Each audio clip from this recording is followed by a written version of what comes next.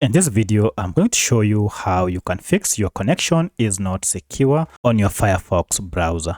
If you find this video helpful, please like and subscribe to this channel. Alright, so if you're trying to access or to browse through your Google Firefox, but you are constantly getting this error, your connection is not secure. In most cases, it is because your time is not correct.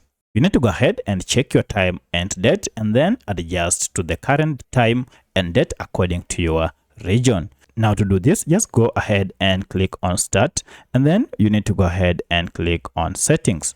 Under Settings, go ahead and click on Time and Language. And here you can either set your time automatically or you can switch this off to adjust your time manually by disabling set automatically and then choose change the date and time manually here.